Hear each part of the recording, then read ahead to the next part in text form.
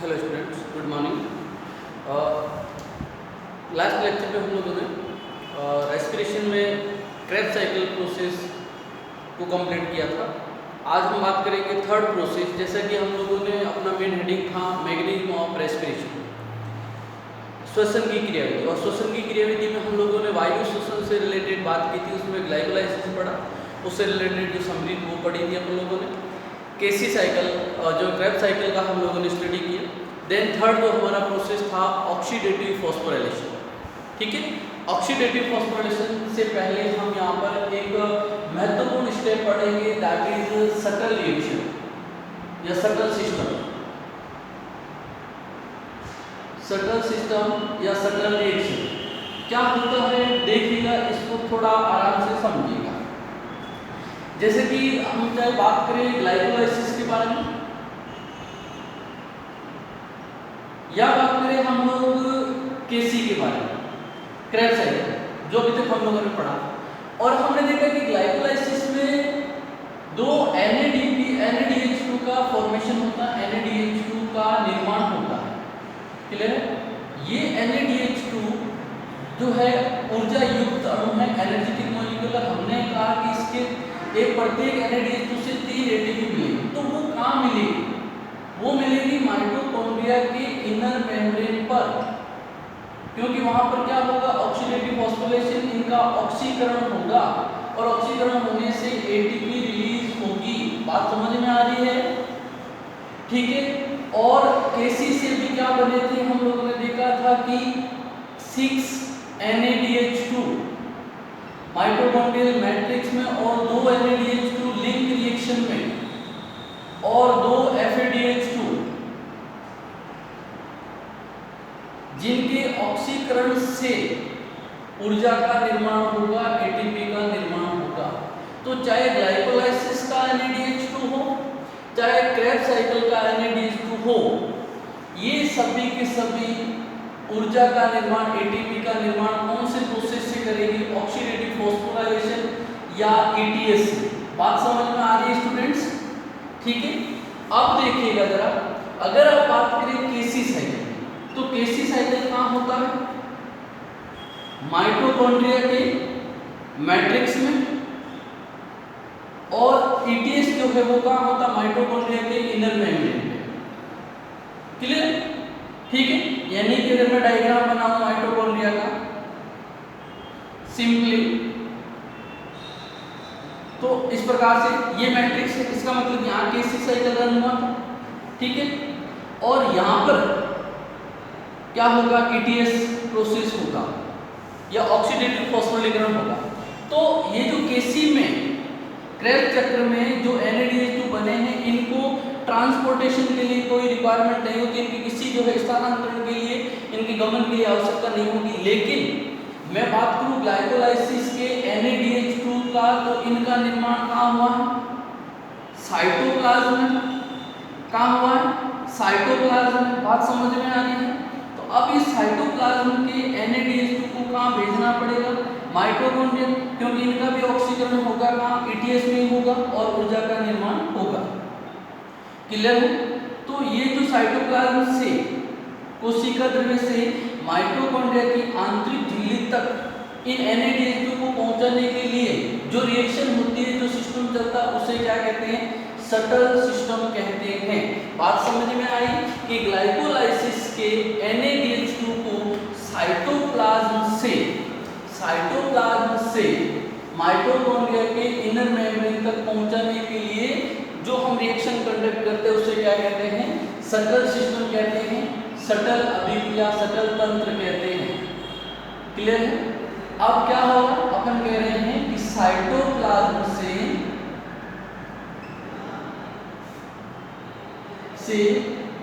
NADH2, कितने NADH2 बनते हैं? ग्लाइकोलाइसिस 2 को कहाँ पहुंचाना? माइटोकॉन्ड्रिया के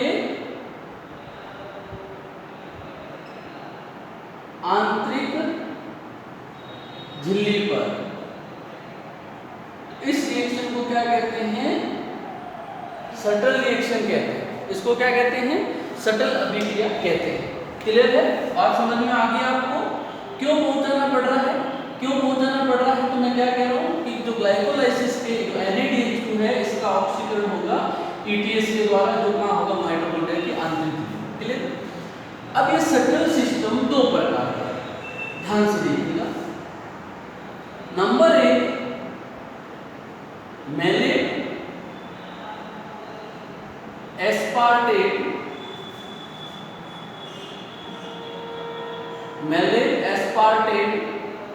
शटल अभिक्रिया, और दूसरा जो होगा वो क्या होगा?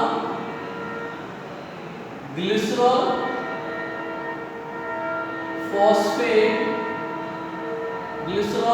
फॉस्फेट शटल अभिक्रिया। डियर स्टूडेंट, शटल रिएक्शन दो प्रकार का, malate aspartate shuttle reaction, glycerol phosphate shuttle reaction, यानी कि इन दोनों शटल रिएक्शन के द्वारा NADH2 को माइटोकॉन्ड्रिया की आंतरिक झिल्ली पर पहुंचाया जाएगा। तो सर क्या डिफरेंस है? देखिएगा, मैलेट एस्पार्टेट जो शटल रिएक्शन होगी वो कौन सी कोशिकाओं में होगी? वो होगी अपने पास बात करेंगे हार्ट की कोशिका, किडनी की कोशिका, मतलब हृदय की कोशिका, ठीक है, वृक्क की कोशिका और अन्य जो है अंगों में जो NADH2 को कहाँ पहुंचाया जाएगा? माइटोकॉन्ड्रिया की आंतरिक झिल्ली पर। ग्लिसरॉल फॉस्फेट मेनली कहाँ होगा? तो बात करेंगे मस्तिष्क की कोशिकाओं में, ब्रेन में, और बात कर सकते हैं फ्लाइट मसल में, ठीक है, इनमें हम लोग बात कर सकते हैं। आगे बात समझ में? ठीक है, तो कहने का भाई देखिए, आप जानते हैं कि अपनी बॉडी में प्रत्येक कोशिका में या प्लांट में भी बात करें तो प्रत्येक कोशिका में क्या हो रहा है? रेस्पिरेशन का प्रोसेस होगा। इसका मतलब प्रत्येक कोशिका में क्या होगा? साइटोप्लाज्म में NADH2 बनेगी। तो मेनली हम बात करेंगे हार्ट की कोशिका, किडनी की कोशिका और कई सारे अंगों में जो शटल रिएक्शन होगी वो मैलेट एस्पार्टेट शटल रिएक्शन होगी, जबकि ग्लिसरॉल फॉस्फेट जो है ब्रेन में होगी, ठीक है, जिनके द्वारा कहने का मतलब NADH2 को पहुंचाया जाएगा। ठीक है, कहां से कहां? साइटोप्लाज्म से माइटोकॉन्ड्रिया की आंतरिक झिल्ली पर, इनर मेम्ब्रेन पर, दोनों में सेम है यही प्रोसीजर।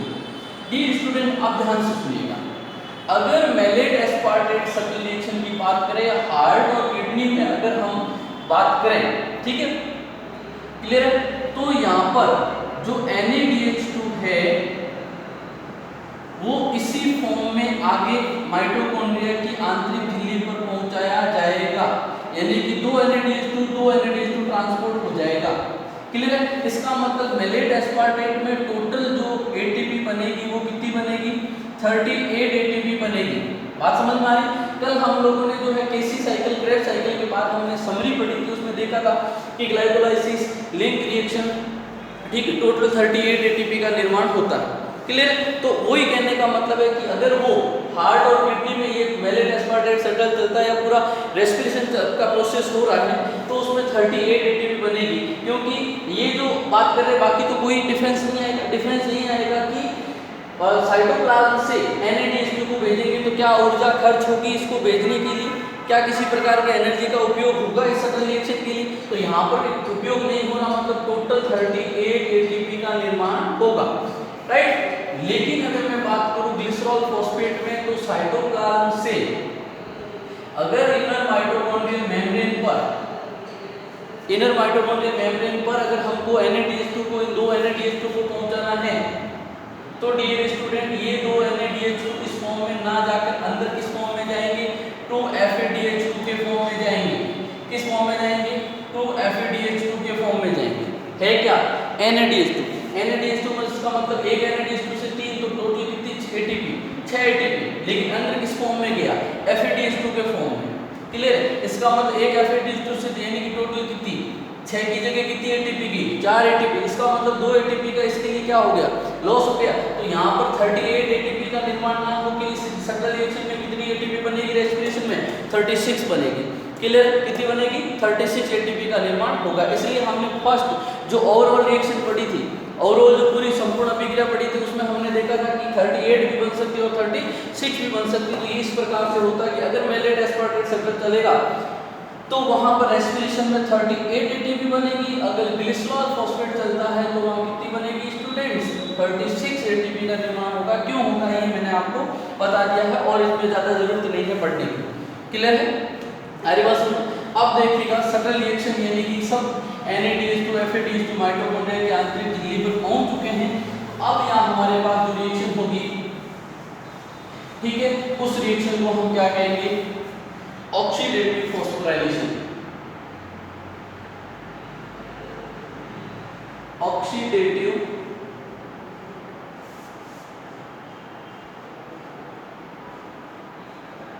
फॉस्फोराइलेशन, ठीक है। इसको हम और क्या कह सकते हैं? ETC, ठीक है। इसको हम क्या कह सकते हैं? ETS।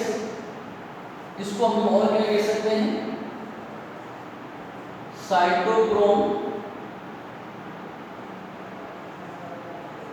Cytochrome system.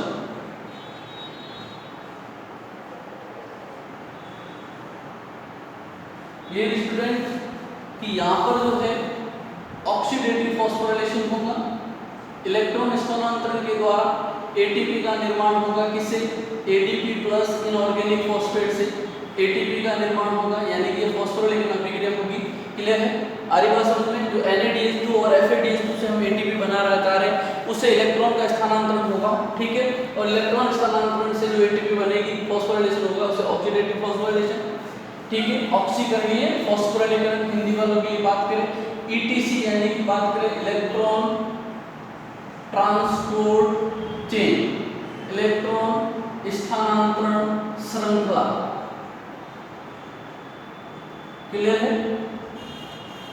और electron transport system, electron transport स्थानांतरण सिस्टम तंत्र। क्लियर? और साइटोक्रोम सिस्टम इसलिए कहते हैं, अभी अपन बात करेंगे। तो ये इलेक्ट्रॉन स्थानांतरण तंत्र में होगा क्या? इन चाहे चारों में से किसी की एक हम बात करें तो इनमें एक्चुअल में होगा क्या? तो देखिएगा डियर स्टूडेंट, अगर हम बात करें तो हमारे को अभी प्योर फॉर्म में ATP कितने प्राप्त हुए? 2 प्राप्त हुए। आगे बात समझ, कितने ATP हुए? 2। बाकी सभी जो ऊर्जा है वो किस रूप में निहित है? NADH2 और FADH2 के फॉर्म में उपस्थित है। हमको क्या करना? अब यहाँ पर जो FADH2 और NADH2 है, उन FADH2 और NADH2 का क्या होगा? ऑक्सीकरण होगा। और ऑक्सीकरण से जो इलेक्ट्रॉन स्थानांतरण होगा, उससे जो प्रोटॉन ग्रेडियंट बनेगा, क्लियर है, उनके द्वारा ATP का जो है निर्माण करना या उस ऊर्जा का ATP के रूप में क्या करना? कन्वर्ट करना। आगे बात समझ में? तो ETS किस लिए चला रहे समझ में आ गई? ग्लाइकोलाइसिस और क्रेब्स साइकिल में जो NADH2 और FADH2 बने हैं, उन NADH2 और FADH2 को किस फॉर्म में कन्वर्ट करना? ATP के फॉर्म में कन्वर्ट करना, ATP के रूप में परिवर्तित करना। क्लियर है? बात समझ में आ गई? अब देखिए किस प्रकार से होता है। तो ये जो ETS है या ETS है, ये क्या होगा? ये होगा माइटोकॉन्ड्रिया की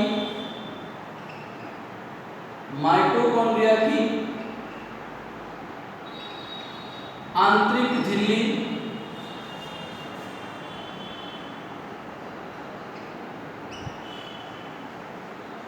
ठीक है, इनर मेम्ब्रेन, ठीक है। इनर मेम्ब्रेन में कहां पर होगा? क्रिस्टी। कहां होगा? क्रिस्टी। क्रिस्टी क्या है? तो हमने देखा माइटोकॉन्ड्रिया की आंतरिक झिल्ली पर अंगुलीनुमा, जो अंगुलीनुमा पर्वत है, ठीक है, उनको हम क्या कहते हैं? क्रिस्टी कहते हैं। आगे बस उन अंगुलीनुमा पर्वत के ऊपर जो तंत्र चलेगा उसे क्या कहेंगे? Electron transport system, electron transport chain कहेंगे। क्लियर? क्योंकि वहां पर देखिएगा जरा, ये इस प्रकार का होता है माइटोकॉन्ड्रिया का। आपने फिर से डायग्राम बना रहा हूं जो सब जानते हैं। अगर मैं इस स्ट्रक्चर को ले और इसको क्या करूं? एनलार्ज करूं, केवल इतनी सी स्ट्रक्चर को ले और मैं यहाँ पर एनलार्ज करूंगा तो मुझे ये स्ट्रक्चर किस फॉर्म में दिखेगी? देखिएगा, ये बाहर किस रूप में दिखेगी? देखिएगा जरा,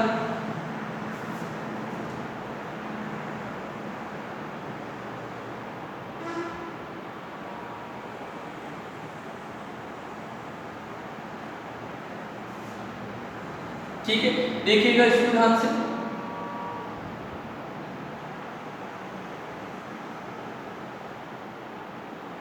देखिएगा, अब देखिए ये क्या हो गया, पीएमएस पेरी माइटोकॉन्ड्रियल स्पेस। आपको जानते हैं कि माइटोकॉन्ड्रिया की दोनों झिल्ली, ये वाला क्षेत्र बनाया मैंने।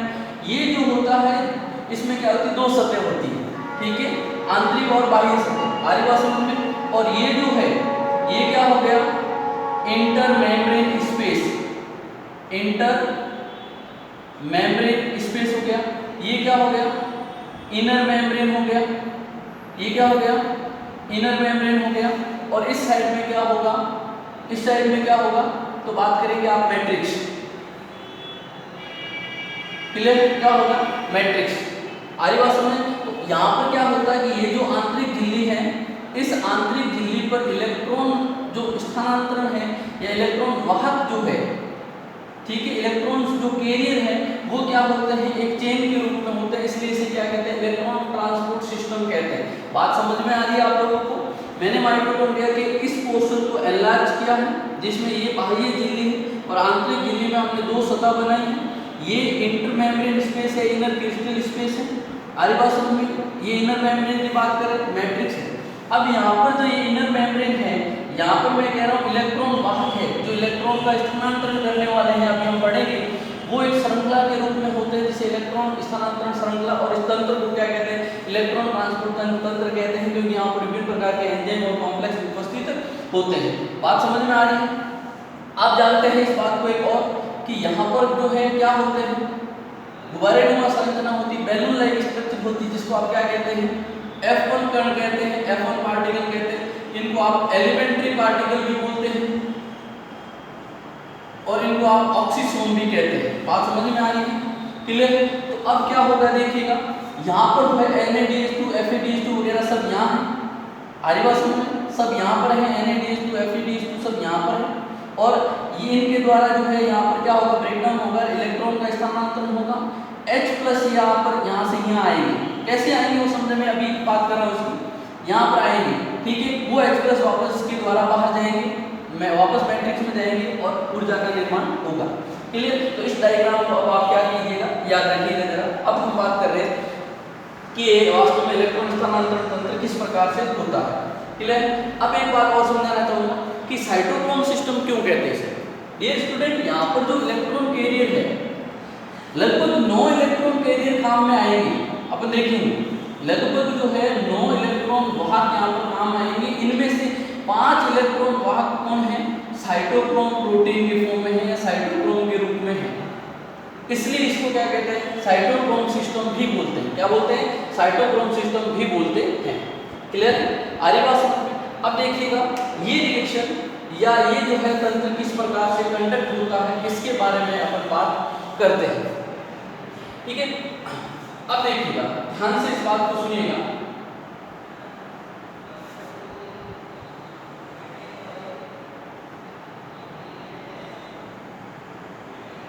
अब देखो, ये पोर्शन उठाया मैंने यहाँ से, आप ध्यान से देखना कि मैंने यहाँ से ये वाला पोर्शन यहाँ से उठाया है और यहाँ पर रख दिया, लेकिन इसको क्या किया मैंने, उल्टा किया। उल्टा का मतलब इस साइड मैंने क्या रखा है, यहाँ पर मैट्रिक्स, क्या इसकी बात करूँ, मैट्रिक्स रखा। ये क्या हो गया, इंटरमेम्ब्रेन स्पेस हो गया, ठीक है। और ये क्या हो गया,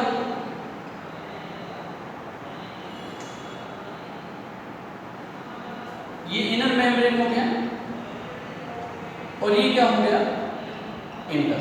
क्लियर। यानी कि ये वाला पोर्शन है, मैं यहाँ पर बात कर रहा हूँ। क्लियर। ये वाला पोर्शन जो है ये है, और ये मैट्रिक्स वाला पोर्शन यहाँ बात किया है। क्लियर। और यहाँ पर क्या होता है, इलेक्ट्रॉन बाहर उपस्थित होते हैं। क्लियर। अब देखिएगा कि यहाँ पर जो है इलेक्ट्रॉन स्थानांतरण तंत्र में ऑक्सीडेटिव फॉस्फोराइलेशन में 5 कॉम्प्लेक्स, बात समझ में आ गई, मैट्रिक्स, इनर मेम्ब्रेन स्पेस और इंटर मेम्ब्रेन स्पेस। क्लियर है, आरी बात समझ। जो मैंने आपको बताया यहाँ पर 5 कॉम्प्लेक्स काम में आते हैं। अब मैं इसको रफ कर रहा हूँ कॉम्प्लेक्स को लिखने के लिए।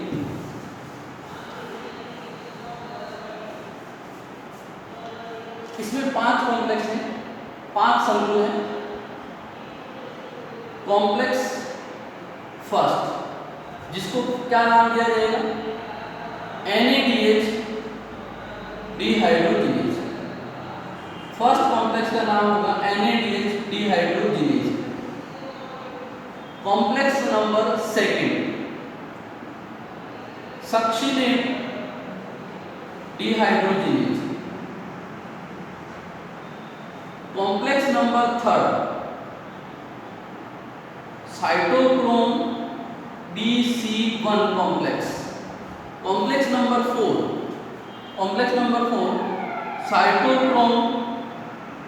Cytochrome C oxidase. Complex number fifth ATP synthase. Clear? ये 5 कॉम्प्लेक्स है इलेक्ट्रॉन स्थानांतरण तंत्र में उपयोगी है। Complex first NADH dehydrogenase, second succinate dehydrogenase, third cytochrome BC1, fourth cytochrome C oxidase and fifth जो है ATP सिंथेज। क्लियर? अब देखिएगा मैं यहां से स्टार्ट कर रहा हूं। क्लियर? यहां से स्टार्ट कर रहा हूं। फर्स्ट कॉम्प्लेक्स की अगर मैं बात करूं यहां पर तो NADH2 है, इसका क्या होगा, ब्रेकडाउन होगा। क्लियर? क्या बनेगा, Na2+। तब क्या होगा 2 इलेक्ट्रॉन रिलीज होंगे। ठीक है,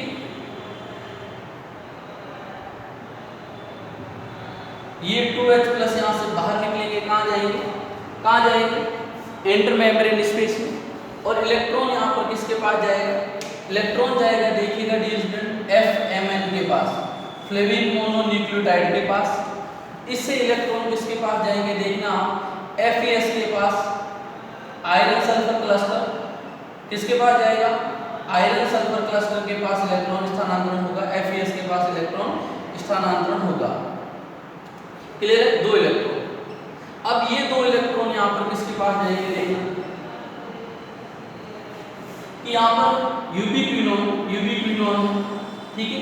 और यहां पर क्या होगा, देखना FeDH2 का भी ब्रेकडाउन होगा, जिससे फिर से 2 इलेक्ट्रॉन निकलेंगे। ठीक है, यूबिक्विनोन के पास जाएंगे और 2H+ भी निकलेंगे। क्या बन जाएगा, रिड्यूस यूबिक्विनोन और 2H+ बाहर चले जाएंगे। क्लियर? आगे बात सुनो। अब क्या होगा, यहां से इलेक्ट्रॉन जाएगा साइटोक्रोम B के पास, साइटोक्रोम B से FeS के पास। ठीक है, और क्या होगा कि यहां से फिर से इलेक्ट्रॉन UQ के पास, यूबिक्विनोन के पास और UQH2 के पास। क्लियर? 2H+ मैट्रिक्स से बाहर जाएंगे। अब देखना साइटोक्रोम B से साइटोक्रोम C और साइटोक्रोम C1, ये साइटोक्रोम C और साइटोक्रोम C1 की बात कर रहा हूं। ठीक है, एक बार और एक्सप्लेन कर लेंगे, कोई दिक्कत नहीं। ठीक है, अब साइटोक्रोम C1 से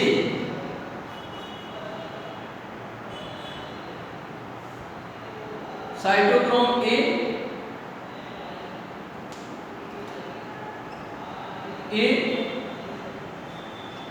A3 के पास इलेक्ट्रॉन A3 से ऑक्सीजन के पास H2 का फॉर्मेशन हो जाएगा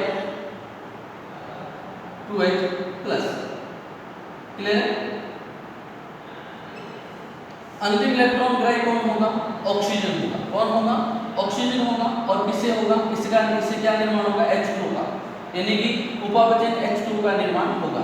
तो अब देखिएगा कि यहाँ पर इलेक्ट्रॉन जो है NaDH2 FeDH2 का ब्रेकडाउन हो रहा है, इलेक्ट्रॉन रिलीज हो रहे हैं, और यहाँ पर इंटरक्रिस्टल जो स्पेस है, इंटरमेम्ब्रेन स्पेस है, यहाँ पर H+ क्या हो रहे हैं, एक्युमुलेट हो रहे हैं। H+ का क्या हो रहा है, एक्तरण हो रहा है, यानी कि प्रोटॉन प्रवणता का निर्माण हो रहा है। क्लियर है? किसका निर्माण हो रहा है? प्रोटॉन प्रवणता का निर्माण हो रहा है। अब देखिएगा साइटोक्रोम सी के बारे में देखिएगा।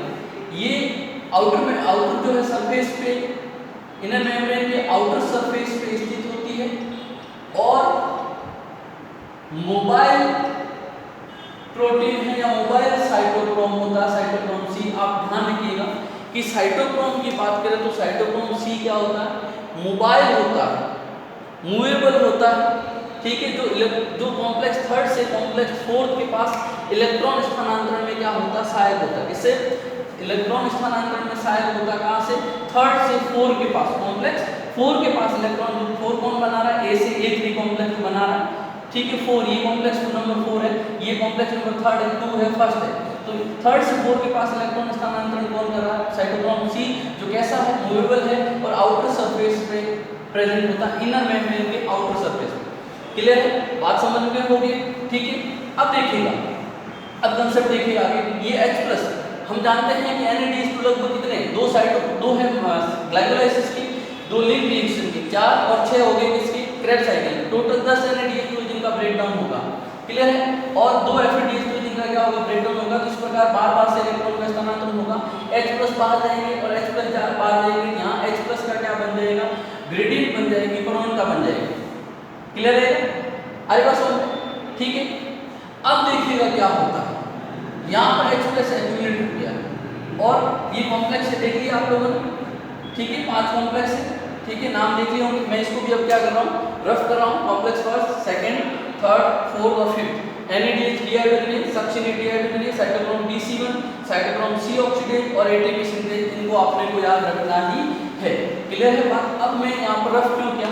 क्योंकि अभी तक हमने केवल फोर्थ कॉम्प्लेक्स की बात की। अब यहाँ बात करने जा रहे हैं हम लोग फिफ्थ कॉम्प्लेक्स की।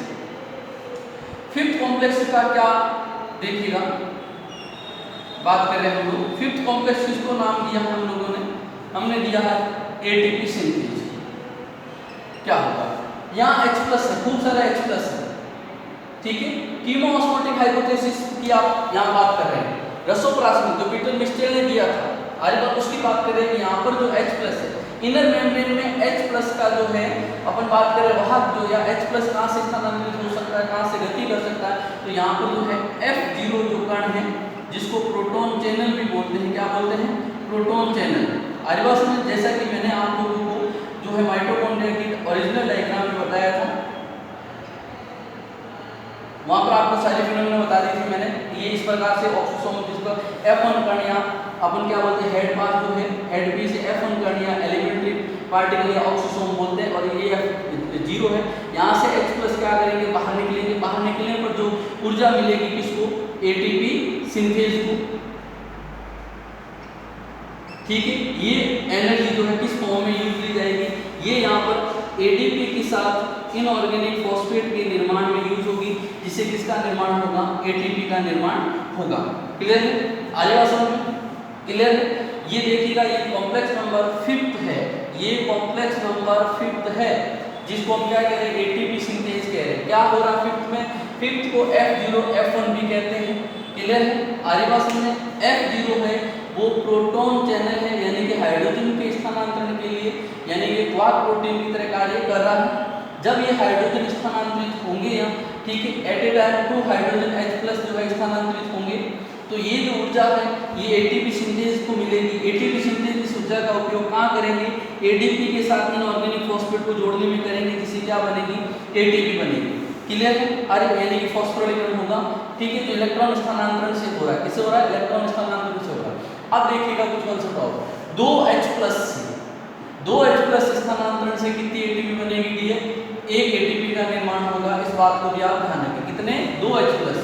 और आप देख रहे हैं कि NADH2 के पश्चात इलेक्ट्रॉन का स्थानांतरण हो रहा है, ठीक है। 3 कॉम्प्लेक्स में 3 मॉलिक्यूल में इलेक्ट्रॉन का स्थानांतरण हो रहा है, इसलिए 3 ATP बनती है। और FADH2 के पश्चात 2 इलेक्ट्रॉन कॉम्प्लेक्स स्थानांतरित हो रहा है, इसलिए क्या कह रहे हैं अपन?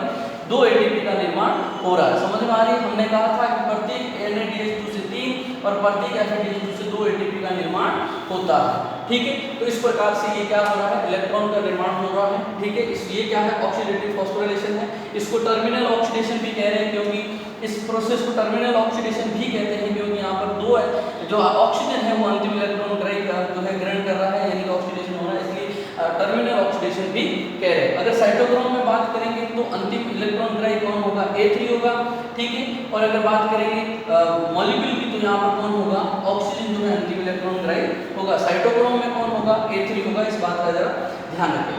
क्लियर है? तो यहाँ पर साइटोक्रोम कौन कौन से, cytochrome B, cytochrome C, cytochrome C1, A3, 5 cytochrome जो है वो क्या करें, इलेक्ट्रॉन स्थानांतरण तंत्र में सहायक हो रहे हैं, इसलिए इसको साइटोक्रोम सिस्टम कहते हैं। कोई प्रॉब्लम नहीं। तो ये क्या होगी, कंप्लीट PTS होगी। इसके बारे में और किसी प्रकार के आप जो आपके क्वेश्चन मन में होता है तो आप मुझे जो है व्हाट्सएप नंबर पे इसे क्वेश्चन कर सकते हैं, ठीक है। बाकी जो है ये कंप्लीट है, इससे बाहर कुछ भी नहीं होगा। आगे बात समझ में, ठीक है। बिल्कुल सिंपल है, अगर एक बार समझ लिया, जो कॉन्सेप्ट वाली चीज़ है वो समझ ली, तो किसी प्रकार का कोई डिफिकल्ट नहीं है। इसमें आपको जो है किस प्रकार से इलेक्ट्रॉन स्थानांतरण हो रहा है, इलेक्ट्रॉन कैरियर कौन है उसको याद रख सकते हैं कि एक कॉम्प्लेक्स B है, इसमें साइटोक्रोम B और FeS 2 इलेक्ट्रॉन वाहक है, इस बात को भी आप जो है ध्यान में रख सकते हैं। क्लियर? तो ये जो है वायु शोषण की कंप्लीट अपन बात करें, वायु शोषण का जो है कंप्लीट एक मैकेनिज्म हो गया। अब एक ग्लूकोज अणु की फोटोसिंथेटिक एफिशिएंसी क्या है उसके बारे में भी हम निकाल लेते हैं।